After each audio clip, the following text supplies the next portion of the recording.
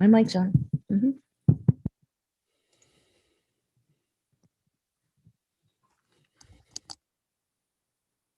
We're good. Okay, good evening, everyone. Welcome again to the Warwick School Committee Special Virtual Meeting. Pursuant to Executive Order Number 20-05 issued by the Governor of the State of Rhode Island, this meeting will be conducted by electronic communication only. Members of the public wishing to access this meeting may do so at https://youtu.be/q-b2mdq-twrgo. I'd like to call this meeting to order. Can we stand for the Pledge of Allegiance, please? Pledge of allegiance to the flag of the United States of America and to the republic for which it stands, one nation, under God, indivisible, with liberty and justice for all. Thank you very much. And at this time, can I get a vote to go into the closed session for discussion and or action regarding those items of business exempt from open meetings under general laws of Rhode Island, RIGL 42-46-5, A1, A2, A4, A8, A9. So moved. Second. All in favor? Aye. Aye. Thank you very much. We'll go into executive session.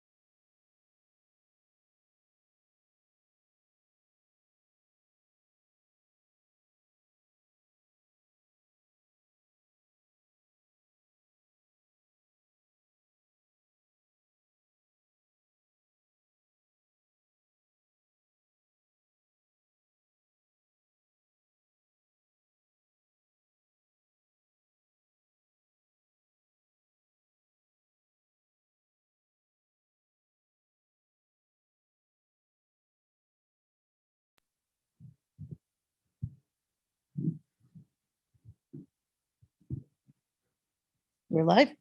We're good. Welcome back, everyone. Can I get a vote to seal the minutes of executive session? So So- moved. Second. All in favor? Aye. Aye. Can I have a vote? No votes were actually taken in executive session. So the next item would be public comment. Ms. Boney, do we have any public comments tonight? Yes, Madam Chair, we have three. Our first public comment is from Kimberly Regan. The COVID walking distance must not remain in place 21-22. My children would have to walk 2+ miles to school, 45 minutes. However, it is their safety that is in question. Windman Tollgate are not situated in a location they can get to without crossing over a 4-lane road. Additionally, they must cross the on-ramp and off-ramp of 95 North. Furthermore, my high schooler would need to leave at 6:30 a.m. Data shows this means walking before sunrise for 3 months of the school year. It baffles me that the school committee would even consider requiring them to walk in the dark on a dangerous 4-lane road for 45 minutes each way. My middle school child would also be walking this by himself and at a younger age. When did money become more important than the safety of our children? Our taxes in this city have increased substantially. Where is it going? Is there anything more important than the safety of our children? Families were able to make concessions around COVID, but that threat is passing. For the remainder of the year, however, my husband will go into work late, money lost, to get them to school. I will spend 70 minutes picking them up while trying to finish my workday via Zoom with my own students. This is not possible next year.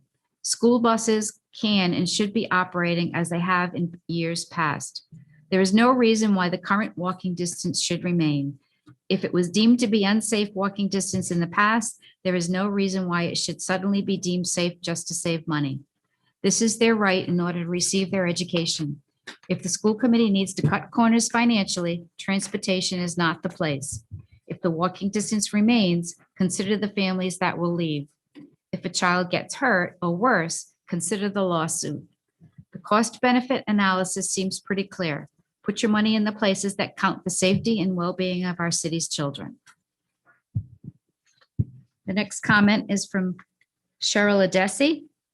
Dear members of the school committee, at this time, I would like to request that you approve in-person school committee meetings going forward. In keeping with Warwick Public School policy, I also request that for the remainder of this school year, masks remain a requirement. Thank you for your consideration. And my final comment is from Darlene Necco, President of the Warwick Teachers Union. Before you vote to lay off teachers, you need to reject your administration's spurious reasons for these layoffs and refrain from laying off teachers. The administration alleges that the district has lost 1,200 students, yet has provided no time frame for that supposedly precipitous decline. My own investigation determined that there are at least 400 more students this year than the official tally. Furthermore, registrations for the fall are ongoing. In the fall, there will be full-time in-person instruction for 5 days a week and buses. You know that enrollment is going to increase for the fall, and you will need teachers to teach those students. Do not lay off teachers and throw their lives in turmoil only to recall them in the fall. Also, your administration is blaming teachers for the district's structural deficit. As I previously stated, before eliminating any positions, you should examine the true cause of your structural deficit, which is that over a decade ago, the city underfunded the schools by a full 5% and never restored the funding. Therefore, the schools have been operating at a yearly deficit, and the superintendent, some school committee members, and the previous finance director had never failed to mention this fact until, curiously, this year. Additionally, for many years, the schools paid the interest on an old bond, which further contributed to the district's structural deficit. Therefore, I wonder why those who used to speak out have not mentioned the amount of money that the city owes the schools. A pandemic should not absolve the city of a decade of neglect. I suppose it's easier to just blame the teachers than to procure the funding to which the schools are entitled. The city is about to receive a great deal of federal pandemic funding. You need to ensure that the city gives the schools all the funding to which they are entitled. Do not absolve the city of its responsibility to properly fund the schools, and do not blame the teachers for a structural deficit that we did not cause. That's all the public comment I have for this evening.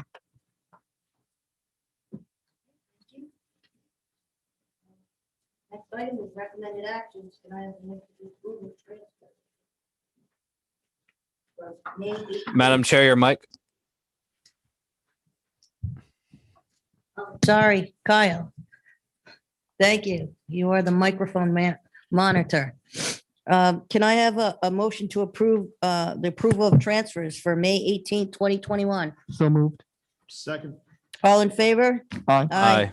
And can I have a motion for approval of warrants from May 18th, 2021? So moved. Second. All in favor? Aye. Aye. Okay, next we have announcements of personnel as presented in executive session. Mrs. Ruggieri. Good evening, Madam Chair, members of the school committee. I respectfully request a positive action on the layoffs as presented in executive session.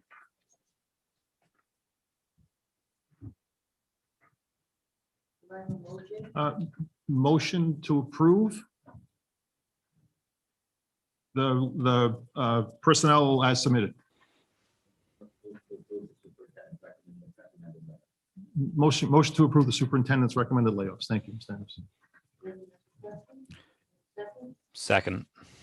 All in favor? Madam Chair, may I have, Yeah, sure. thank you. Discussion, I'm sorry. Thank you. I just have to say, and I'll be brief, I promise. When we look at these, okay, the overwhelming majority of these came at the secondary level. And where I come from, you just keep asking why to get to root causes. And in my opinion, if you look at why the changes happen at the secondary level, I think for the following reasons. I think, number one, I think our elementary schools are pretty good. But like most districts, when kids get into the secondary level, your scores tend to drop. In Warwick, they tank. And I think at the secondary level, I think this is the glaring issue we have as a district. Somebody had told me a few years ago, it's about what we teach and how we teach it. And I think that's especially true at the secondary level. And the what we teach to me is curriculum, how we teach it is a whole bunch of other things. And again, I'll bring up scheduling again, but that's the root cause. And we need to, as a district, we need to focus on what is happening at the secondary level that is driving these students away. So, and I think it's evident by the population drop and where it happens. So we need to continue to be focused on achievement at the secondary level. So that's all. Thank you. So this is one of the hardest parts of being on the school committee is with layoffs, because like me personally, like I don't want to do it, but also I have a fiscal responsibility to the school district. But I also recognize that these are people who have worked many years for a school district, one in particular, many years in school district. And it's just very unfortunate that these people have to be laid off. And I'm sorry to all those that will be laid off today. And I appreciate all the work you have done for the school district. And I'm sorry this is happening to you. Thank you.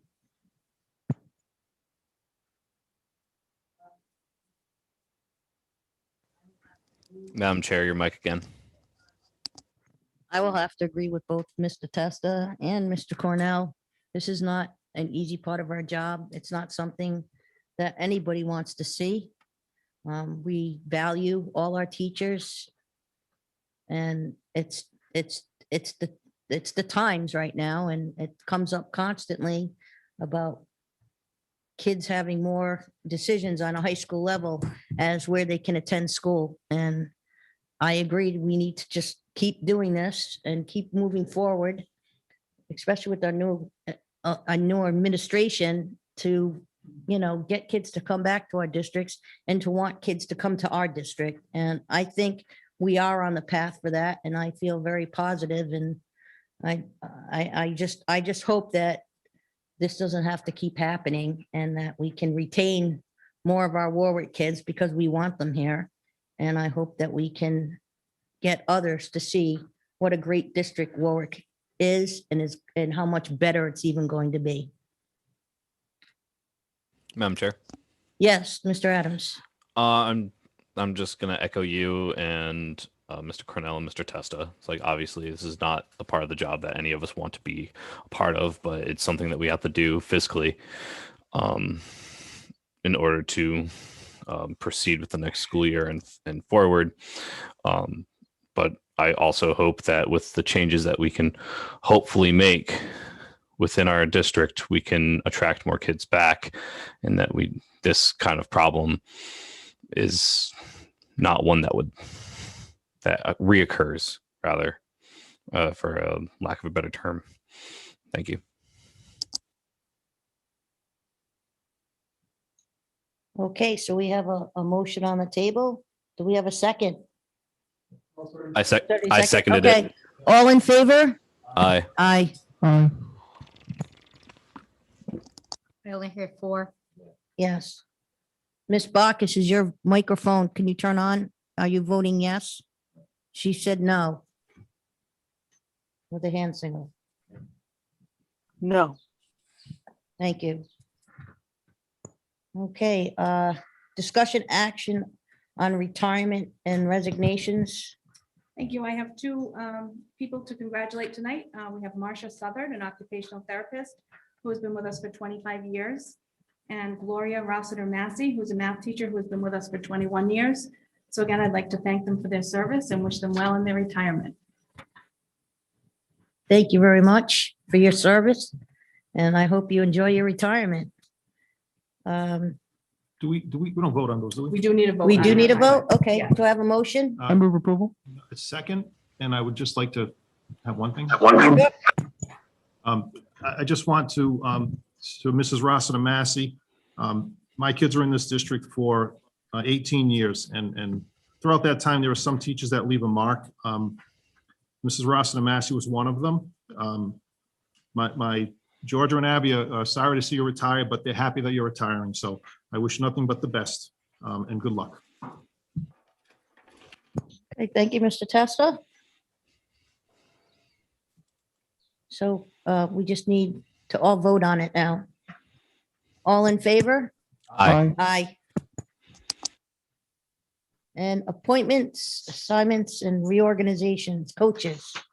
And finally, we have coaches as presented in executive session. We have a motion to approve? Second, Madam Chair, I don't think we approved the coaches anymore. we don't approve It's the a coaches. courtesy. That's right, it's a Yeah. courtesy. Thank you, I'm sorry. And we have a donation announcement. The Warwick, Mr. Baxter, you can present it. Thank you very much, Madam Chair. And I just would like to say thank you very much to the Veterans Middle School class for this year for their donation of $4,324.82. As you know, we've embarked on an extremely rigorous improvement of the vets facility, and we will put their donation to good use, permanent use. We plan to apply it to the improvement of the courtyard, which is and possibly the library, and we will make a note with a plaque of where the money was, any improvements that were made with these funds. So thank you very much to the class, and we appreciate it, and it's going to improve the building for the students to come. So thank you. Yes, I'd just like to say thank you to the class of 2004. The amount of the donation is $4,324.82, and we will definitely put it to good use. So on to new business, discussion, public school committee meetings. Mr. Testa. Thank you, Madam Chair. I think this actually dovetails with a public comment. With the changes in the state's reopening and the ability to now meet in larger groups, I would at some point like us to go back to meeting at vets. However, I say that, and I would not want to do it if we couldn't have some sort of an audio visual setup like we have here.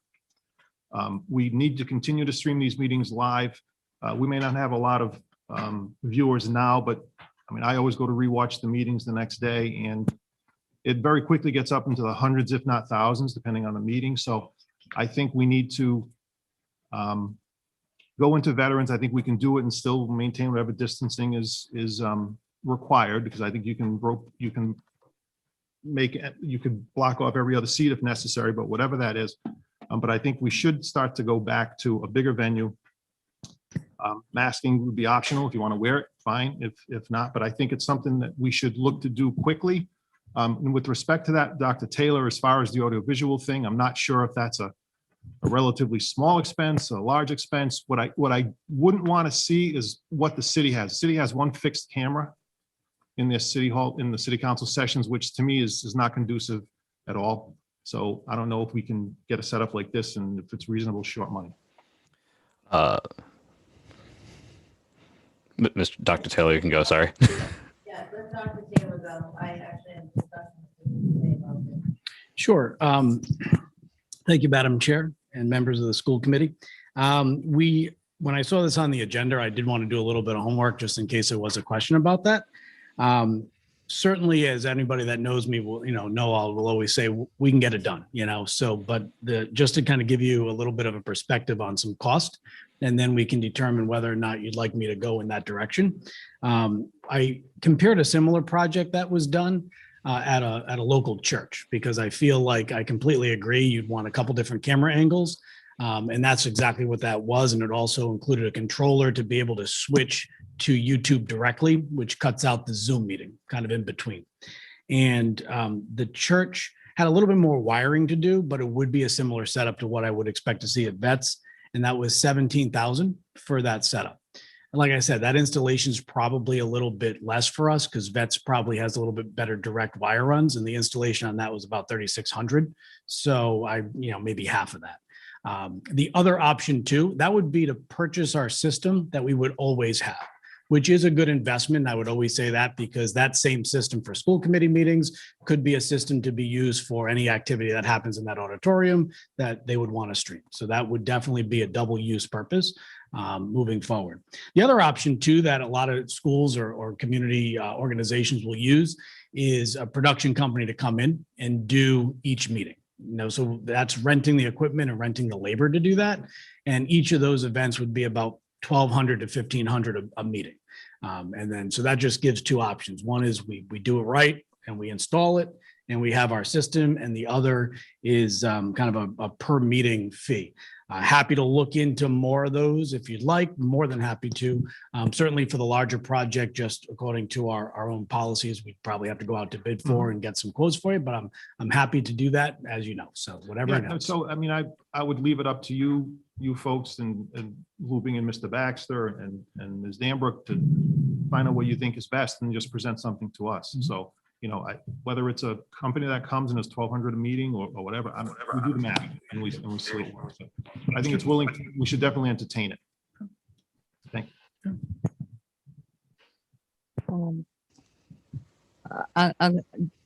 Mr. Adams, did you want to speak? Yeah, I was just gonna basically play into what Dr. Taylor was saying, like coming from me being in that kind of position for a number of years. I could definitely see that happening. I would definitely rather us have the equipment than contract out. I mean, at 17,000, how long does it take how many meetings does it take before we make a savings if we're paying $1,200 to $1,500 per meeting with a production company? Outside of that, I know Mr. Chester, you said that you'd like to see it sooner rather than later, but my questions are obviously I'm here, I'm in Zoom outside of you guys, and as is Ms. Bacchus. But I'm sorry, I lost my train of thought.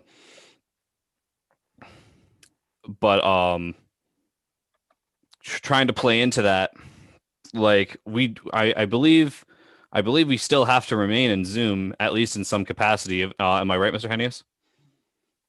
So yes, you actually do. Right now, and again, I don't know what the governor said today. That may have changed things, but the last executive order that I looked at carries through, let's take a look, May 27th, 2021. 28th, I thought. Right. Yeah. So through at least the 27th, 2021, of May. even if the body is meeting fully in person, they're still required to have public participation virtually. Now, that may, to Mr. Testa's point, that may, and what the chair just said, that may change on the 28th. I mean, he may just terminate this order, and then effective the 28th, it's in-person meetings and off we go. I've heard, speculation that there may be some virtual component continued on or added to the legislation moving forward. I think as Mr. Testa pointed out, a number of bodies have found it to be helpful in some regard. But my suggestion, for what it's worth, would be to wait the 10 days and see what happens before you expend any additional money or see. I mean, if this executive order goes away, then there wouldn't be a requirement to have a Zoom component. That's not to say it will, it's a possibility. But through at least the 28th for this executive order, until and unless it's changed, you do have to have some virtual component, even if you're full in-person with full in-person public participation and everything else. Yeah, Okay. I'm sorry. Go ahead. Mr. Oh, I was just going to say, Mr. Henny, it's just to clarify, you said May 28th. I only want to clarify because I had heard, I have not been able to verify it was the end of June. That's May 28th from what I saw. So, yeah, and May 28th is probably, I should have qualified that. That's to the best of my recollection. That date is in my head. Mhm. I thought that was announced a couple of days ago. I could be wrong. What I do have in my hand is the executive order that says through May 27th. Okay. I mean, I haven't been able to corroborate it. I just, that was something I heard and I haven't had a chance to look it up myself. And I would just, I mean, I'm not calling for it to be done like next week. It's just, at the appropriate time, with all other factors coming in with the governor and everything else. That's fine. I just think it's something we should work towards. I'm just thinking that with the date, so with something changing within the next 10 days, it may be beneficial to wait those 10 days and then see before you agree. expend money when, if in fact this goes away, who knows? That's cool. Thank you. I'd like to speak now. I agree, we need to go back and go back to our normal venue of Warwick Vets. And we like the in-person meetings like that. As far as the order goes, we would have to wait for the order to obviously be dropped. Ms. Bacchus, could you mute your mic, please? Thank you. And I'm just going to point this out, that at that time that order will be dropped, I would assume if we go back, we're going to be going back to full in person, which means there is no Zoom required, from my understanding, which would mean all members would have to appear in person. And I guess we would go with whatever they say for how many people can attend a meeting, whether they wear masks. I don't know, because it's in a school. We might be required to have to wear masks because it's in an educational facility. Here, it's not a school where the kids are, but there are children there. So I think we just need to wait. But I'm going to say that if we have to purchase something for $17,000 so we can put meetings out to the public, I'm not going to vote for that, because we just laid off teachers. We just did our budget. We are talking about bringing this district to a better place as far as educational aid. And I can see $17,000, and call me if I'm wrong, going towards a Pathways program or a new program or a program at the Career and Tech Center, and putting that money into our kids, educational system. I can't fathom spending that kind of money to make it available to the public when we've always had it where people come in person. And yeah, it's nice if we could do it, but we don't have that kind of money. We're not rich with money. And I really would like to see every extra penny that we have go towards our kids' programs and education, because we need those pathway programs to keep losing kids. Well, how come all these other districts are able to keep building up their programs and we can't? We don't have the money. Madam Chair? She needs, Karen, could you unmute yourself, mute yourself? We're getting back feed again. Thank you. Madam Chair? I'm not finished. So sorry. that was just my point is that's a lot of money. That's a lot of money and I can see us putting it to better use. I know that we have the same people that watch these meetings at home are mostly the ones that come in person. And in the middle of COVID and during COVID, we had sometimes a lot of people watching because we were talking about things that mattered to them at that time. But ever since COVID has been getting, people are vaccinated, schools settling down, things are getting not back to normal, but we're almost done with this year. And it's looking like September is going to be awesome compared to what we just went through. We don't have that many people watching anymore. Do we know how many people are watching right now? 62.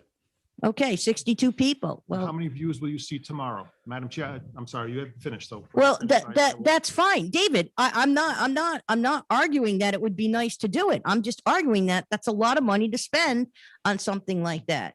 I would. And I would love to see more people come to the meetings because honestly, I'm going to stick with the way the city council does it. If you want to make public comment, you have to come to the meeting. I'm not going to change that.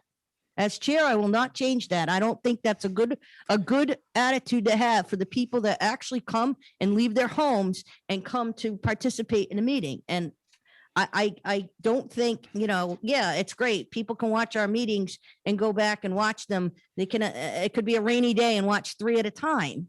But the people that show up are vested in coming to these meetings and they deserve to have the public comment. And that's how I would vote. I don't know how anybody else would vote, but I'm not going to vote to spend $17,000 on a PA system. I don't even know how much we already spent just to do these meetings. And are we going to be able to use COVID money for that, Mr. Baxter? For all this equipment we had to buy already?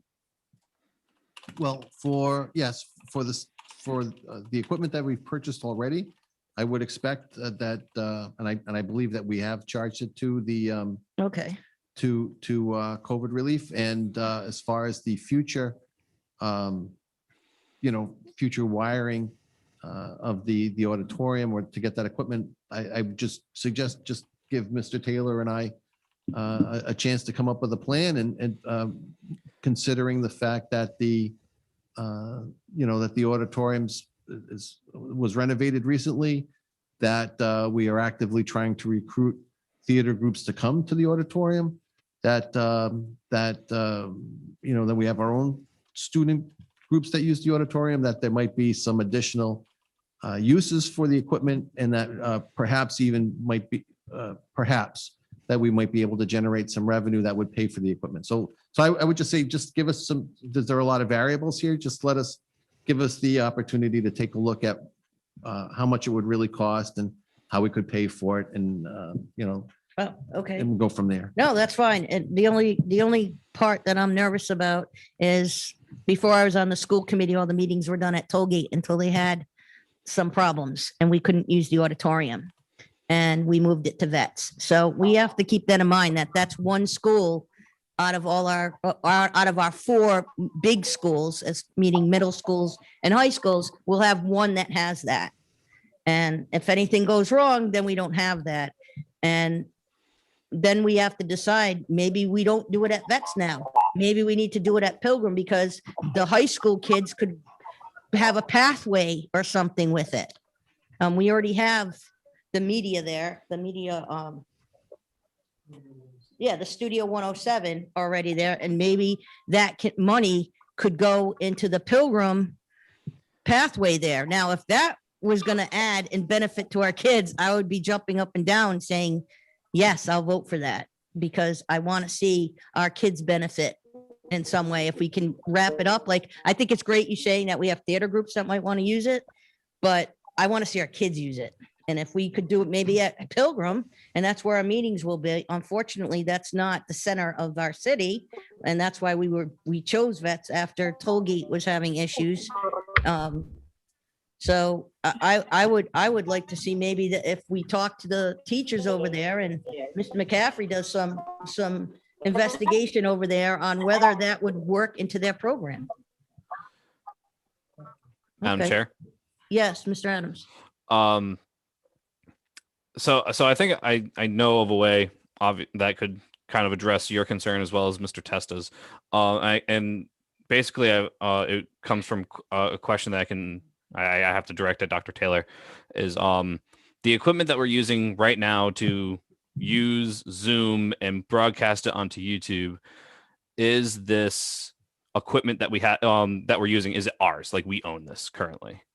Yes, yes, Mr. Adams, we purchased this for this application, and I would say, we all kind of figured out, just like all of our teachers and everybody in the community, just kind of figured how to make do during the COVID, pandemic, and we pieced this system together. It's not the ideal situation. It requires a couple of us each night to change angles and to kind of bring that live to the community. So we fortunately do own this. I wouldn't expand this equipment to a larger application like an auditorium, but it is ours. Okay, so then, there is a way. Like, I mean, it's 2 cameras, correct? Or is it 1? Nope, it's 2 cameras. Okay, so there is a way that you can have a workaround. It doesn't have to be through Zoom. That you can take whatever your capture is and put it directly into YouTube, and that's something I'd be happy to talk with you about.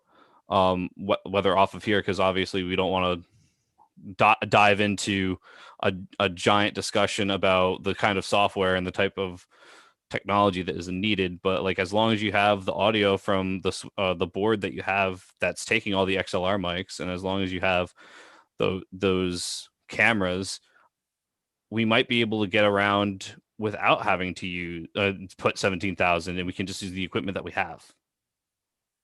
Like I think it'd be something that we'd have to play with, but I think we could do it. Yeah. When I was talking to Dr. Taylor, he was talking about the size of the room.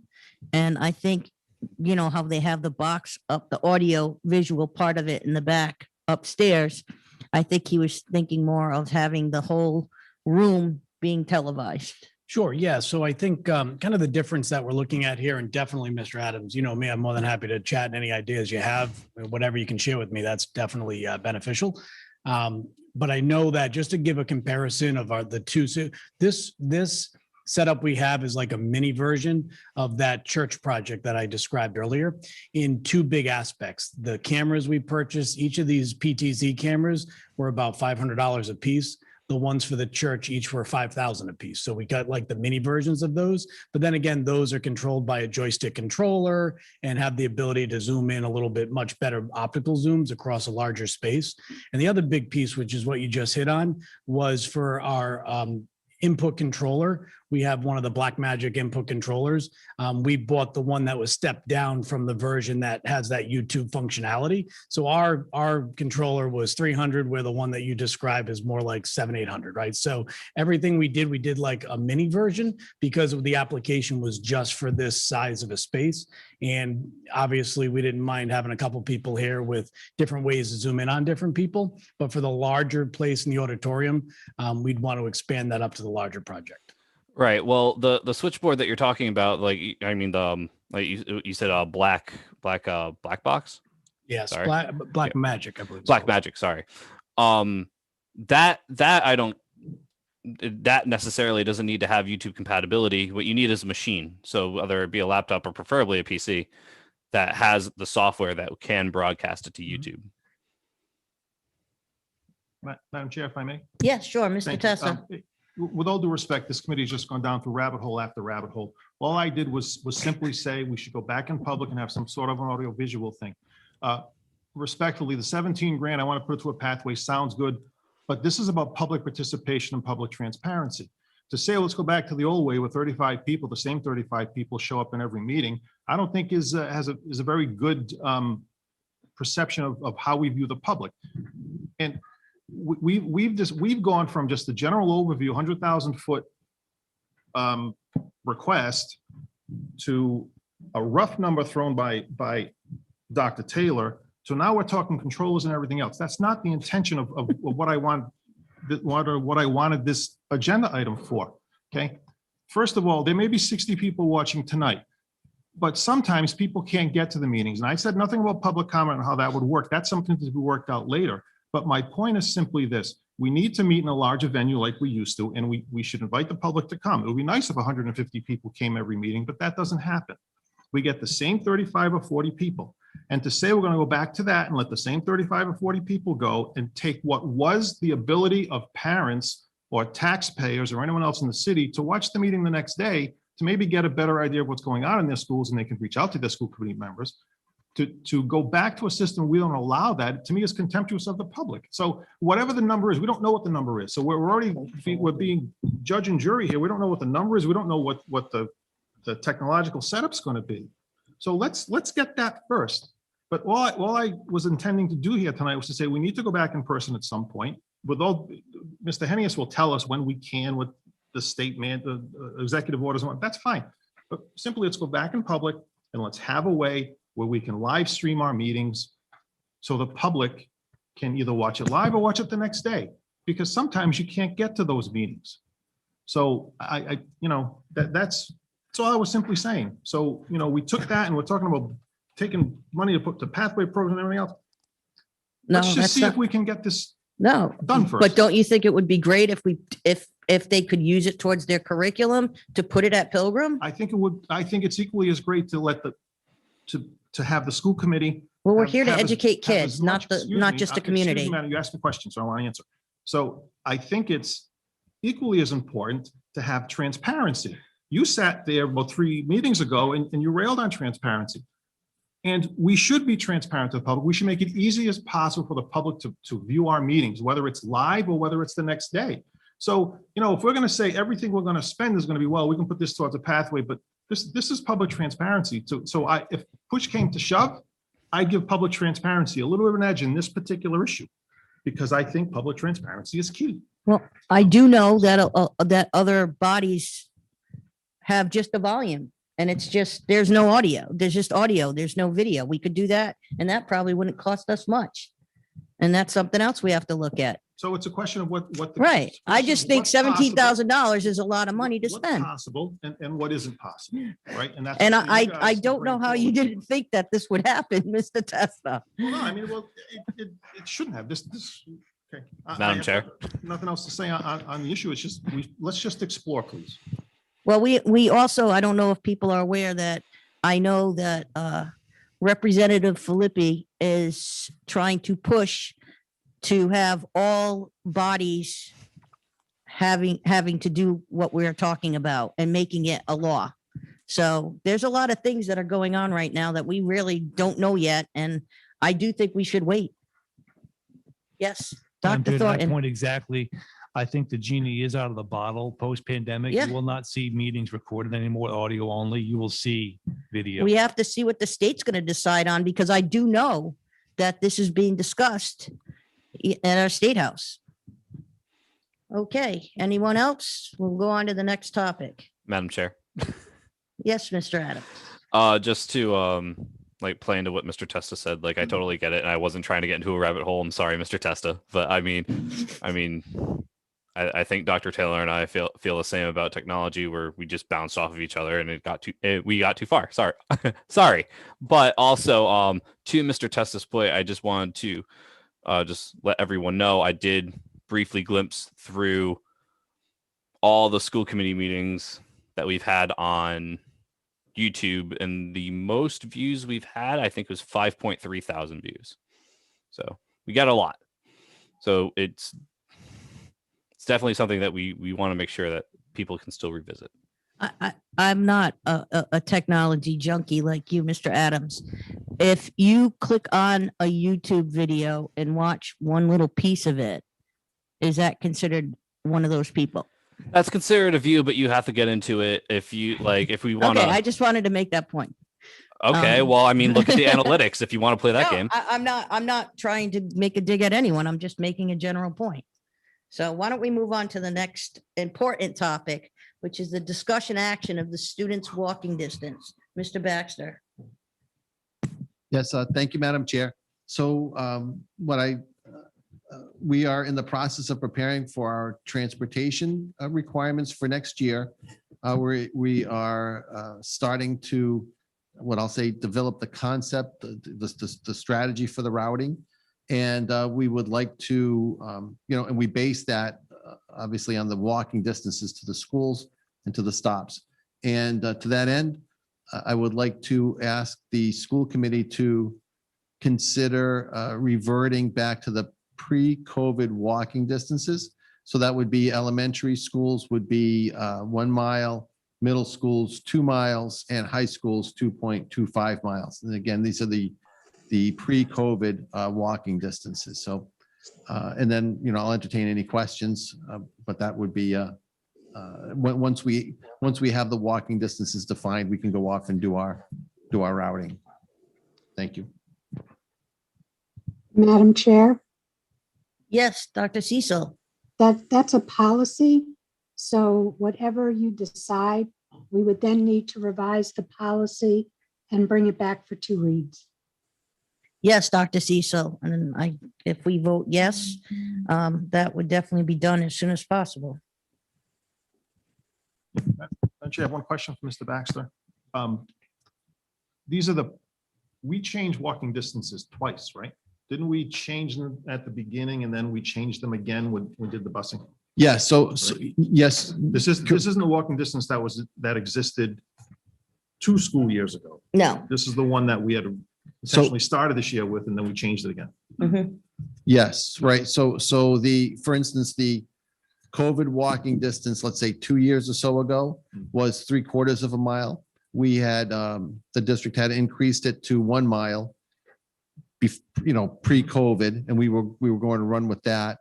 And then COVID happened, and then to accommodate, we increased it to 2 miles. So we'd like to revert back to the 1 mile, which is the Just wanted to immediate understand. pre-COVID distance. Okay, thank you. Okay, can I get a motion? So moved. Is this something we vote on, Mr. Hennius? Do we vote Yes, on I this, or believe we do have we do to, the don't we? policy first? Well, I think that you can vote to revert back to the prior time, And the then prior change routes, if policy. that's And what just the will of put the the committee. But policy then, back as in. Dr. Cecil pointed out, that's going to require her to go through a policy revision, which will still come back to this body. But it would be in the form of directing her to revise that policy. Okay. I'll make the motion Okay, to accept the change in walking distances as submitted by Mr. Baxter. I have a second. Second. All in favor? Aye. Aye. Thank you very much. Thank you, Mr. Baxter. I know you've put a lot of time into this. And you're up again with the discussion and update of monthly fiscal report with what requisitions approved from the 500 to 4,999 marker. Yeah. Thank you very much. You'll see in your package, we've included this month's monthly fiscal report. I'll entertain any questions.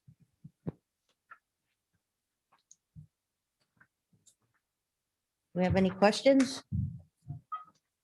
No questions. Thank you very much. Excellent. Ms. Bacchus has a question. Oh, She's muted though. okay, you need to turn your microphone on now, Ms. Bacchus. Thank you. Good evening. I'm sorry for the technical difficulties. I was actually planning to come in person, but my better angels told me it wasn't a good idea. Mr. Baxter, could you give us a brief synopsis of the fiscal report, please? Yes, certainly. Yes. Thank you. So, yep. So to date, and I'll just hit the highlights here. To date, we have received about $165 million in revenue. We have spent about almost $130 million in expenses, and we've got $11 million in encumbrances. In other words, there are open purchase orders that we're waiting to receive the goods that we haven't yet paid the bills on. So that's about $140 million compared to the revenue received. However, we are expecting, as per the year-end projection that we presented a couple months ago, we are projecting still a deficit of about $5 million. So you can see the beginning of that when we look at the non-staffing costs. We've got a $30 million budget. We've spent about $21 million, and we have $11 million in encumbrances for a total of $32 million, roughly, almost $33 million in projected non-staffing expenses. So we've overspent that, or planning to overspend that by about $2.3 million. Again, as per our year-end projection, we are anticipating closing the end of the year at what I'll call a balanced budget, because the bulk of the expenditures that are causing us to go into deficit revolve around our COVID response and will be charged to ESSER 2. Also, if we look there, we're seeing that the COVID restrictions, I make a note, are being gradually eased. And we're expecting, as a matter of fact, we're going to be beginning next week, that we should be scaling back our, what I'll call our COVID response related, expenses, the extra cleaning supplies and all of that stuff. So anyways, so that's, those are the highlights. And again, I'll entertain any questions if you have some specific areas that you'd like to discuss. Ms. Bacchus, you're muted. Ms. Bacchus, you need to turn your microphone on. On. Thank you very much for that. My question is, allegedly the city will be getting a big pile of money, and it's been said that they need to share it with us. Is there any truth to this? Yeah, certainly. So again, that's I'm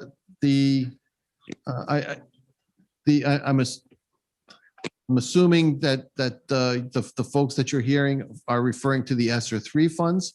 So those are predominantly not applicable to our current fiscal situation. The funds haven't been released yet.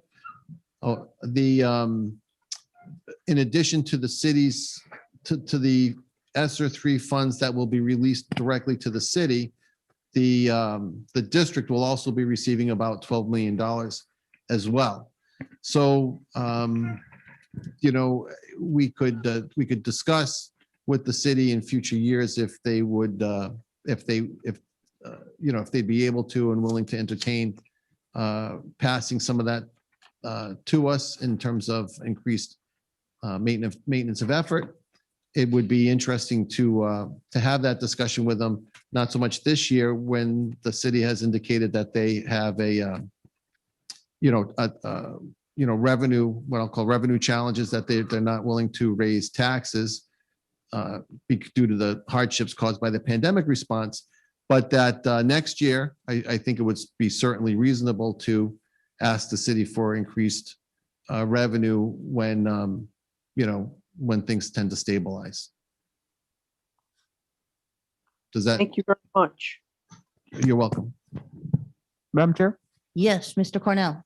And also, Mr. Baxter, in regards to next year, perhaps we could request maybe a million more, maybe we can, so we won't have to lay off as many people, but that's something we could do because that's always hard on us. And that's definitely, I think, a possibility. And I think our elected officials on city council, they also care about teachers. A lot of them have family members who are teachers and teacher assistants, custodians. So less personnel laid off, the better. So that's also a possibility we could explore in the future to offset layoffs by maybe requesting a little bit more money. Anyone else? Thank you, Madam Chair. If I may, just one thing. Sure, Mr. Testa. Mr. Cornell, with respect to what you just said, I think that's an interesting take on how school departments approach the municipality for a maintenance of effort.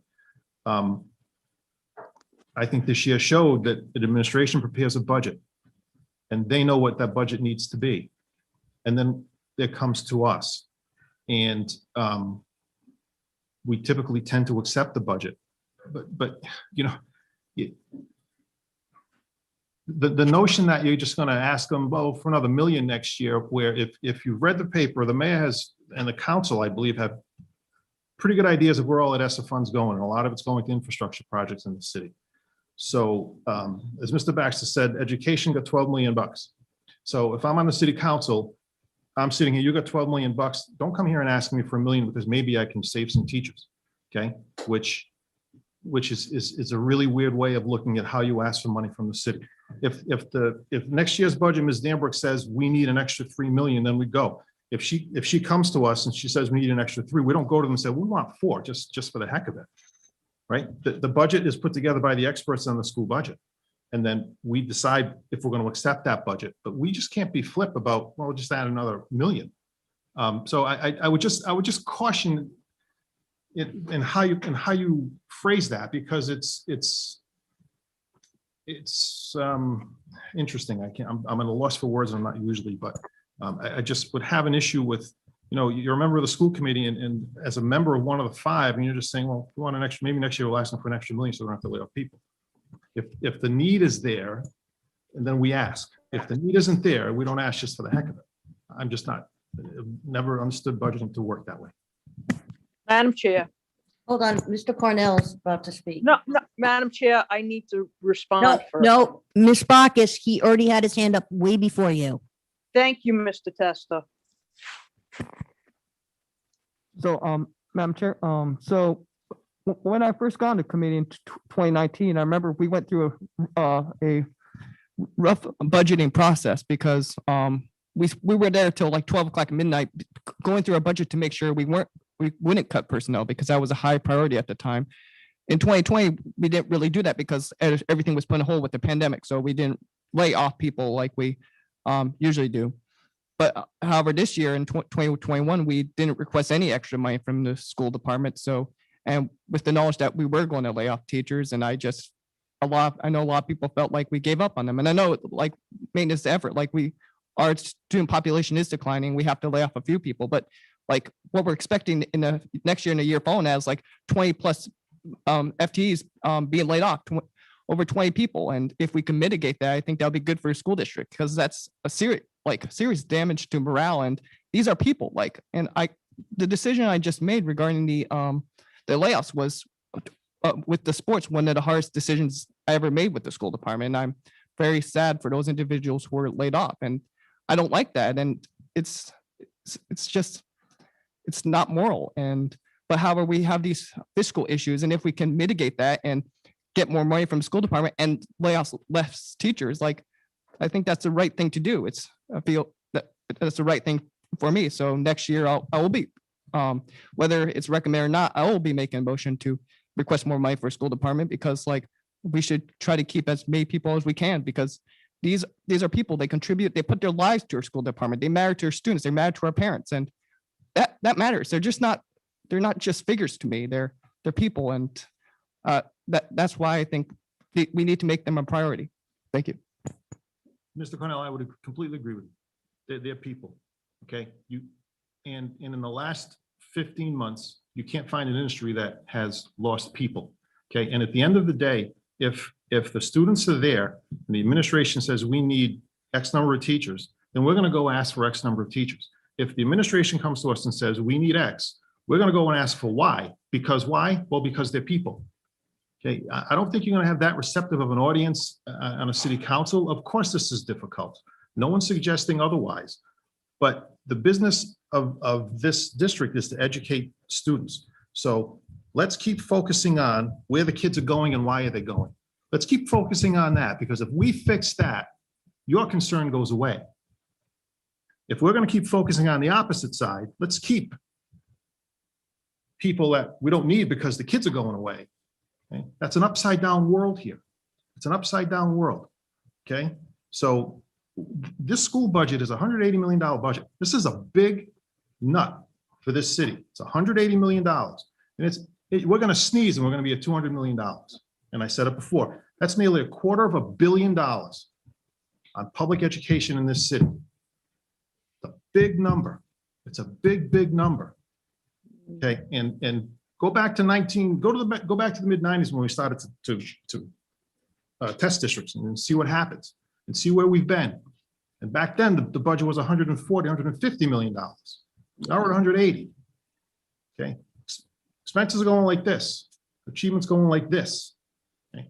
That's what we have to fix. We fix that. The other problem, your concern, I think is very much addressed. Madam Chair.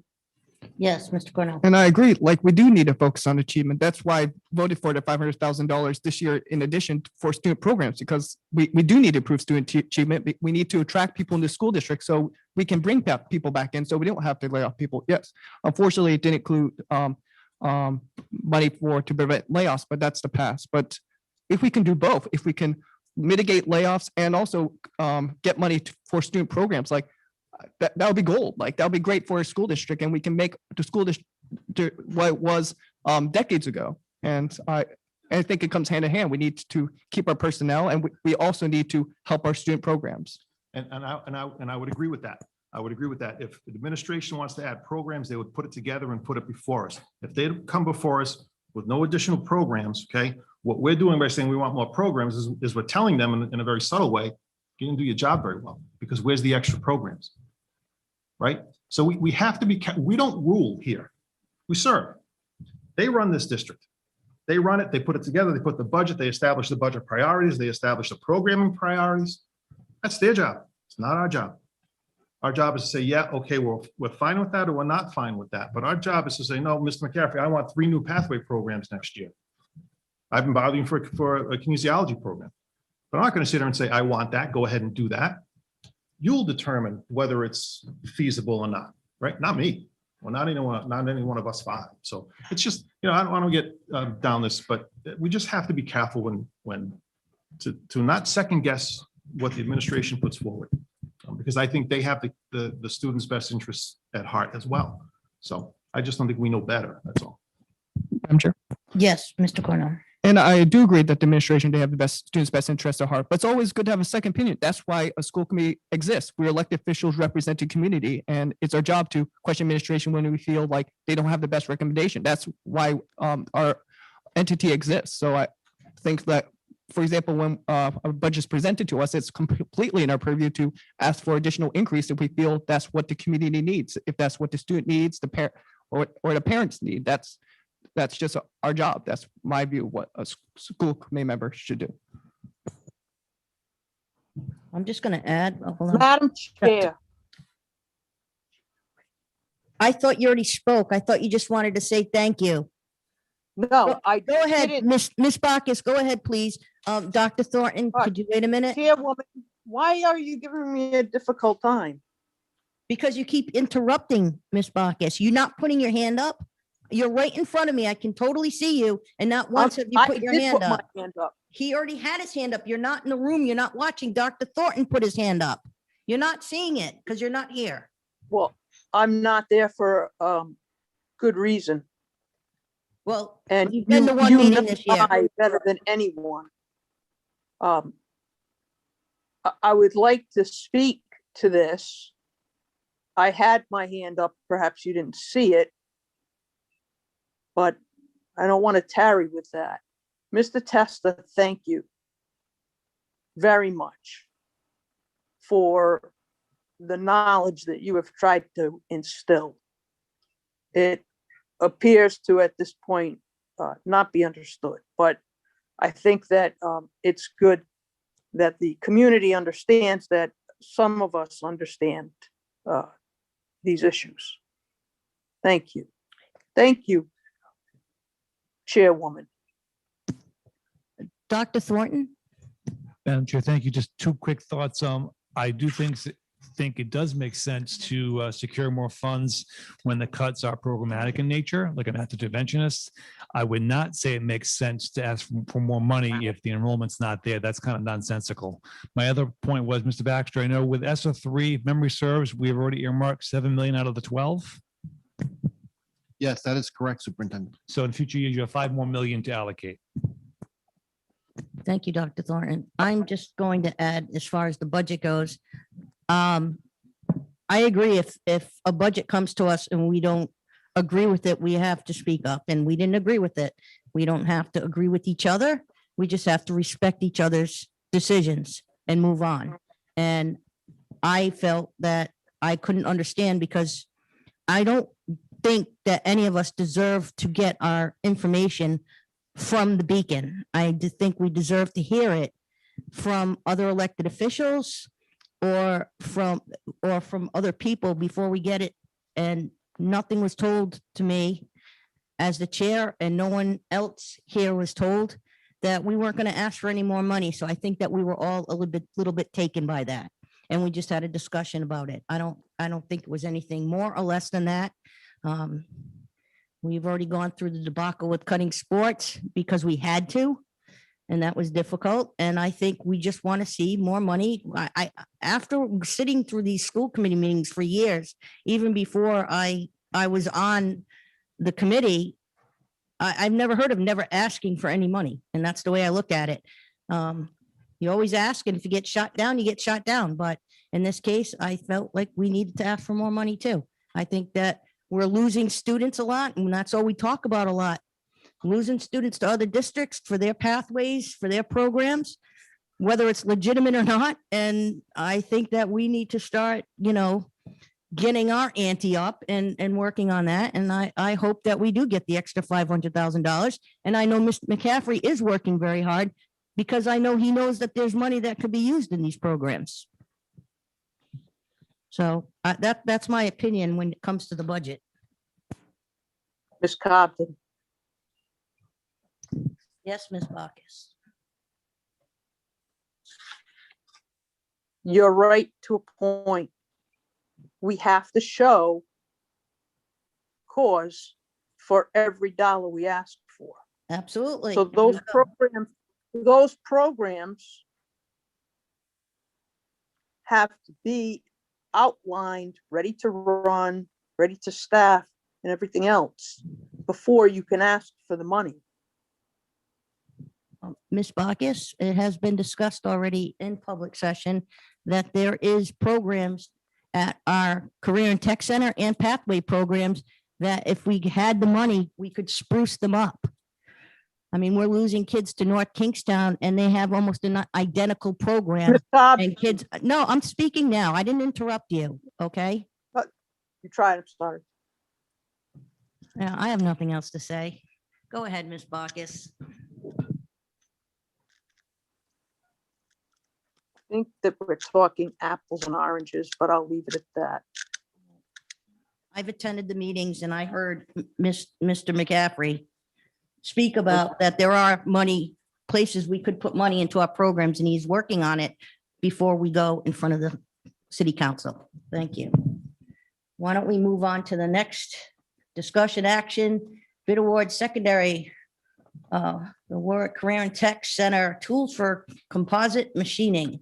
Mr. McCaffrey and Mr. Kane. I see Mr. Kane here. Good evening. Good evening, Madam Chair, members of the school committee. We have before us tonight composite tools for our marine trades program. The tools we're purchasing come at no cost to the district. They're based on categorical funding that's been awarded through the state. Went through a bidding process. It was determined that Burns Tools had the best deal. The Crack Sayer was the other bidder. They only bid on consumables, which was a very small part of the overall purchase. And I believe there was a approximate $35 difference. So buying from Burns Tools is a complete set with the customer service we get from them. Considering the nominal $35 difference only for the consumables is the direction we like to go. This keeps the marine trades program current with the industry specific standards. We're in compliance with RIDE. And as you know, it's a state-of-the-art program right now. This will be the composite end of the program. We also have the ship fitting portion of that program as well. But we're trying to get Mr. Bianco some of the equipment that he needs for the marine trades portion. And like I said, this comes at no cost to the district, so it's a pretty easy decision.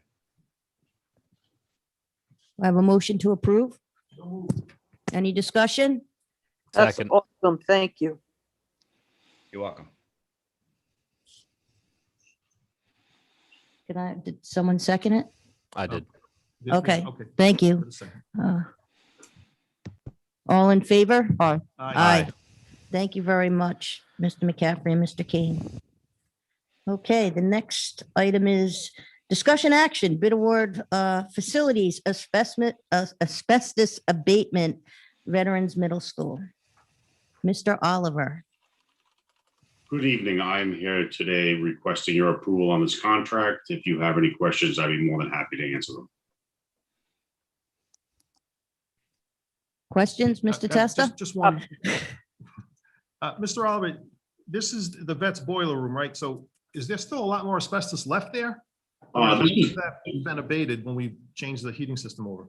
No, this is storage rooms, some office areas that still have some floor tile and things of that Right. nature that need to be removed. Gotcha. Thank you. Thank you, Ms. Bacchus. Did you want to say something? You had your hand No, up? that's covered it. Thank you. Okay, thank you, Mr. Oliver. Can I have a motion to approve?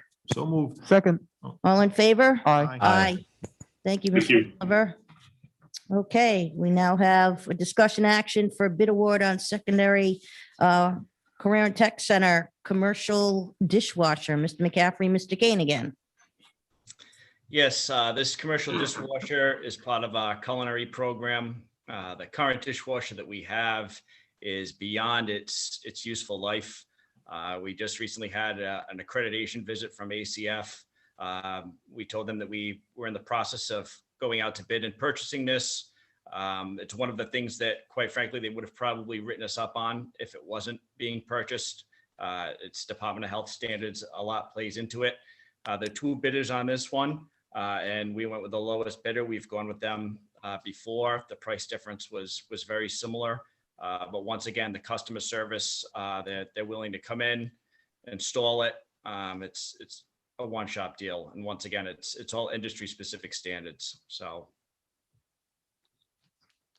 Any questions, comments? Madam Chair, Yes, Ms. Bacchus. thank you, Mr. King. Mr. McCaffrey, how old is that dishwasher?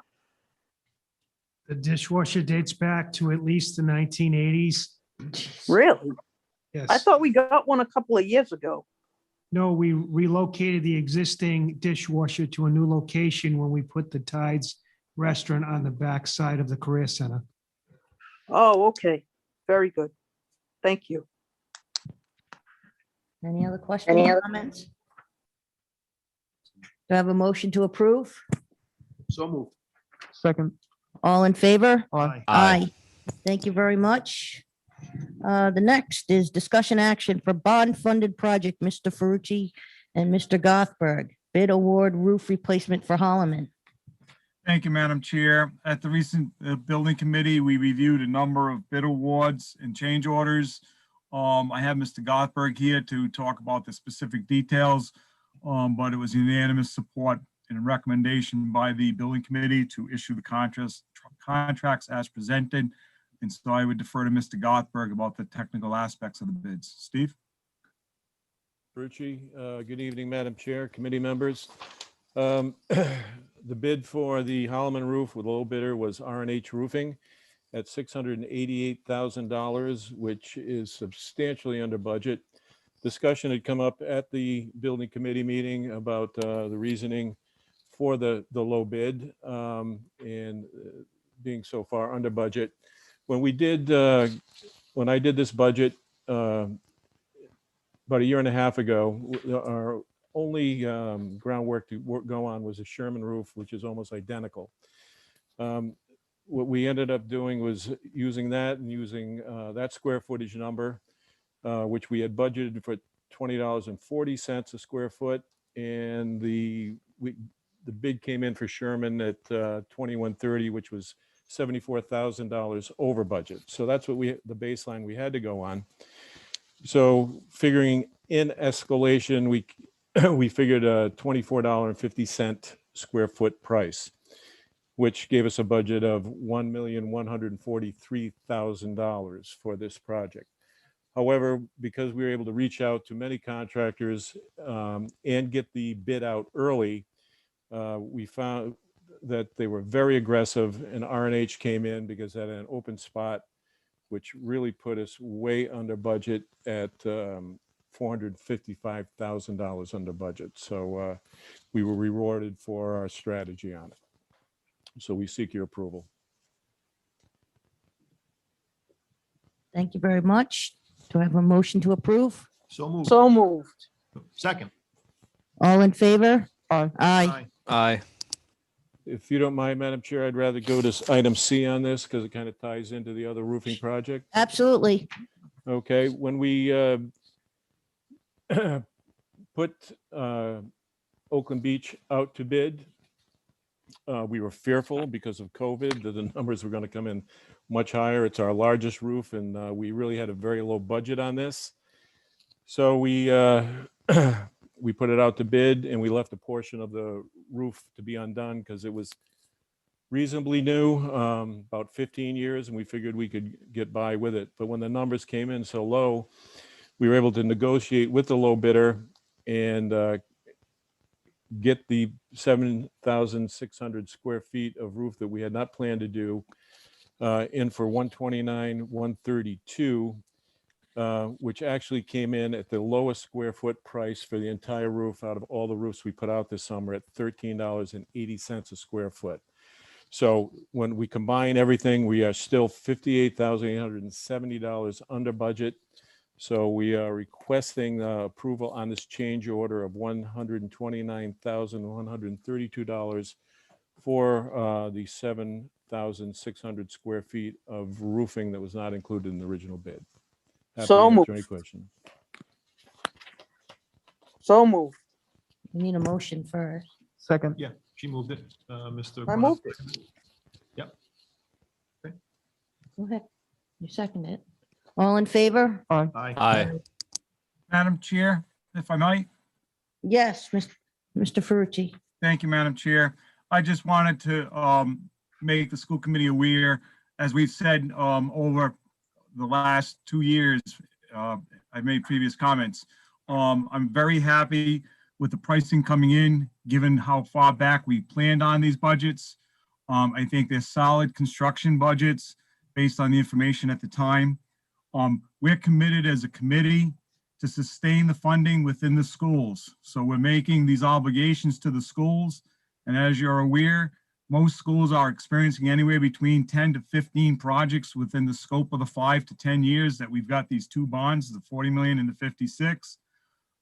These funds are not being repurposed today. But if we have budget overruns in other areas within the school, these funds would be supporting for those.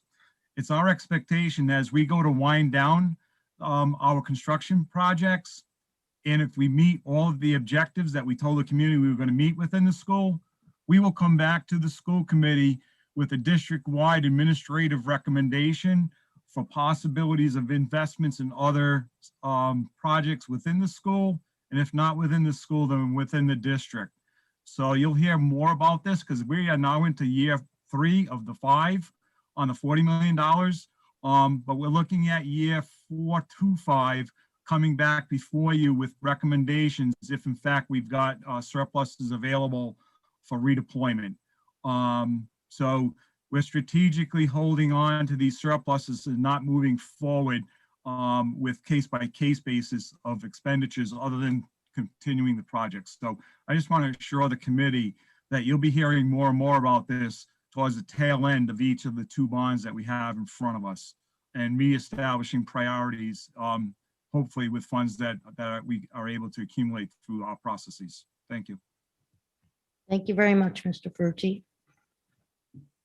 Okay, the next item, which was B on your agenda, RIDE has directed us, given us a directive that as we re-roof on these 5 roofs, that when we have to remove rooftop bathroom exhaust fans, and they are requiring that we replace them with new, more efficient fans. So to do that, we had to hire an engineer to come in and make sure that the fans are sized correct and spec'd correctly.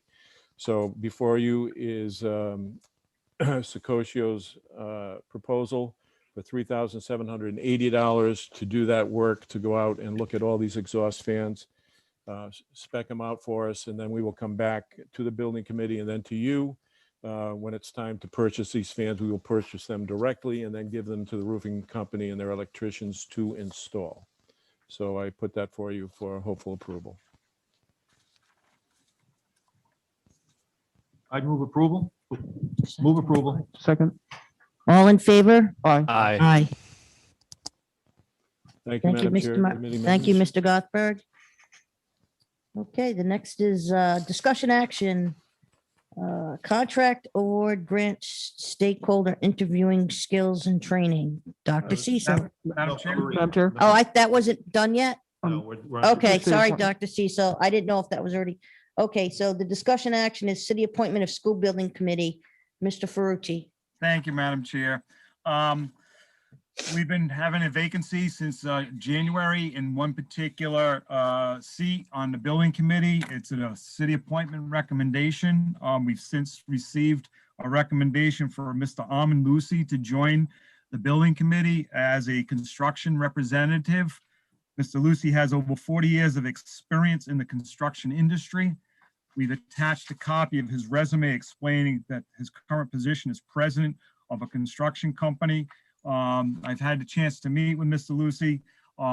Very excited to recommend that he be appointed to the building committee. We seek your approval and happy to answer any questions. I move approval. Second. Second. All in favor? Aye. Aye. Aye. Thank you.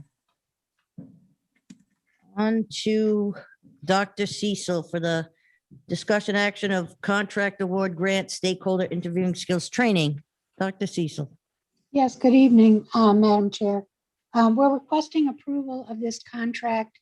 It's funded through Title II, was approved by RIDE through Title II.